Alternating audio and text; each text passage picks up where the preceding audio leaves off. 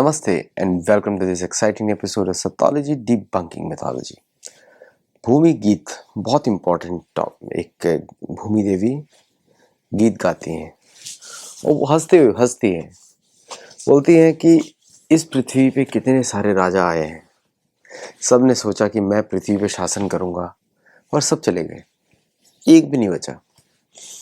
पृथ्वी पे को जीतने के लिए इतने सारे राजा आए, सब ने कोशिश करी, सब चले गए। ये पृथ्वी भूमि गीत है। सारांश बताया मैंने। आज की दुनिया में भी ऐसे ही हो रहा है कि कितने बड़े बड़े एम्पायर्स आए, हम ये कंट्रोल करेंगे, वो कंट्रोल करेंगे, हम इसको जीत लेंगे। ये थोड़े दिनों के लिए मीडिया में रहते हैं, आजकल के सब चले जाते हैं। और भूमि देवी हंस के बता रही हैं, बोल रही हैं कि ये सब राजा जो आते हैं ये बर्डन होते हैं पृथ्वी के ऊपर। ये आते हैं, चले जाते हैं, थोड़े दिनों के लिए शासन करते हैं, बड़े दुश्मनों को हराते हैं और फिर उस पर थोड़े दिनों के लिए रहते हैं, फिर बीमार हो जाते हैं और फिर पृथ्वी से चले जाते हैं। बोलते इनका पता ही नहीं होता कितने आते हैं कितने जाते हैं। और हंस रही है भूमि देवी। और ये भागवत पुराण से है भूमि गीत, बाकी अन्य पुराणों में भी है ये। मतलब यही इतिहास है पृथ्वी का। और हम लोग टेम्परेली देखते हैं कि क्या चल रहा है आजकल। तो रशिया और पुतिन की भी मीटिंग होने वाली, पुतिन की और ट्रम्प की मीटिंग होने वाली है। दोनों साइड से ऑलरेडी डिसाइडेड है क्या शर्तें हैं कि जो भी रशिया ने जीता है वो रशिया का, और जो रशिया ने नहीं जीता वो अमेरिका का।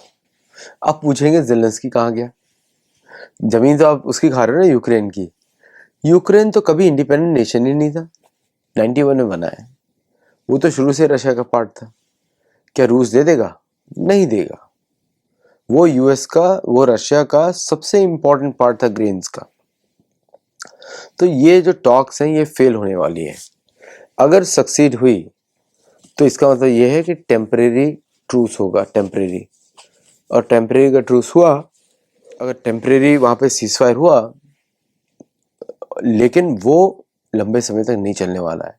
इनफैक्ट रशियंस जो हैं दूसरी डिमांड कर रहे हैं। रशियंस बोल रहे हैं कि अलास्का जो है वो रूस है, वो ये बोल रहे हैं। तो हम रूस में ही जा रहे हैं और हमको वो रूस वापस चाहिए, हमको अलास्का वापस चाहिए। अलास्का 20% लैंड है पूरे अमेरिका का, मतलब यूएसए का 17% है कुछ। इतनी बड़ी भूमि तो यूएस वापस तो रूस को, अमेरिका को ये ट्रूस क्यों चाहिए, ये शांति क्यों चाहिए? उसको तो कोई मतलब नहीं है रख यूक्रेन से। वो इसलिए चाहिए, उसलिए उसको शांति चाहिए ताकि यूरोप को थोड़ा और समय मिले, अमेरिका को और समय मिले, ताकि बड़े युद्ध की तैयारी करें। इसलिए चाहिए, क्योंकि अगर ये ऐसे ही चलता रहा और ट्रम्प ने कुछ नहीं किया तो ट्रम्प का वोटर बेस उसके ऊपर हंसेगा। अगर ये ऐसे ही चलता रहा तो ये धीरे धीरे यूरोप में के साथ युद्ध में बदल जाएगा, क्योंकि यही यूरोप का प्लान है।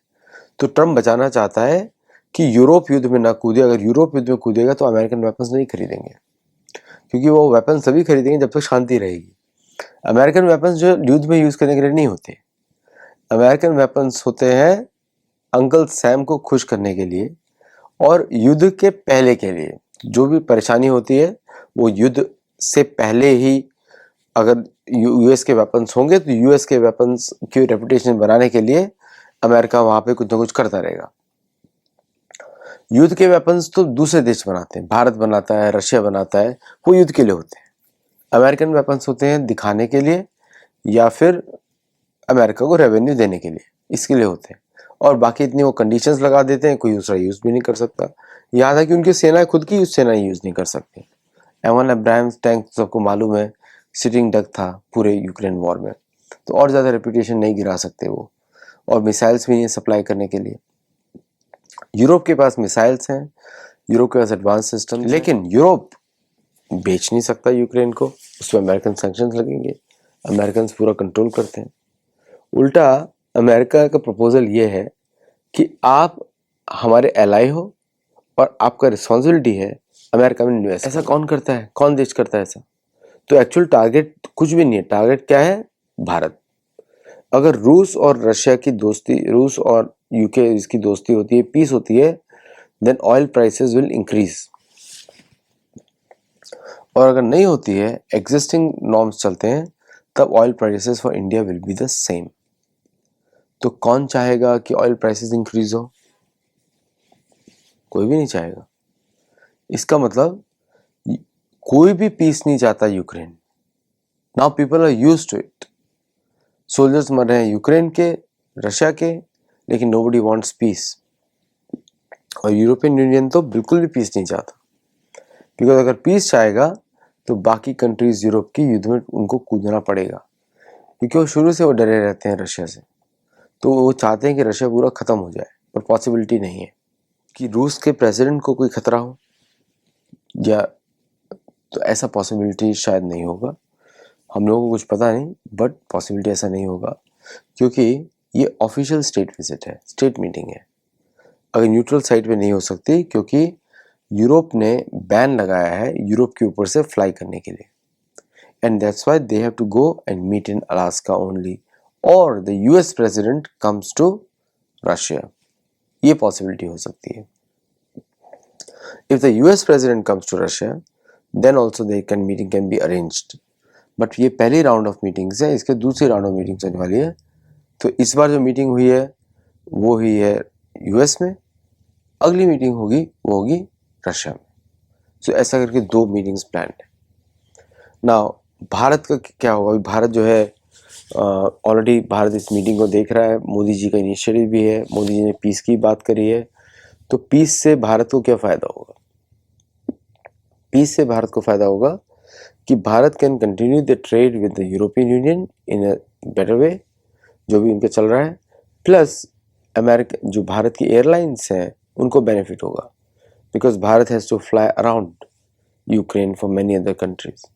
तो उसके लिए भी फ़ायदा होगा। प्लस भारत को ये फ़ायदा होगा कि अमेरिका का एफर्ट जो है भारत से शायद हट सकता है ऑन द टैरिफ फ्रंट। लेकिन क्या ये टैरिफ रशियन ऑयल की वजह से लगा है? नहीं। American tariffs on India are to keep India down. Bharat को नीचे दिखाने के लिए ही टैरिफ है। It has nothing to do with oil purchase, because Russia, America itself does oil purchase, other countries also itself do oil purchase।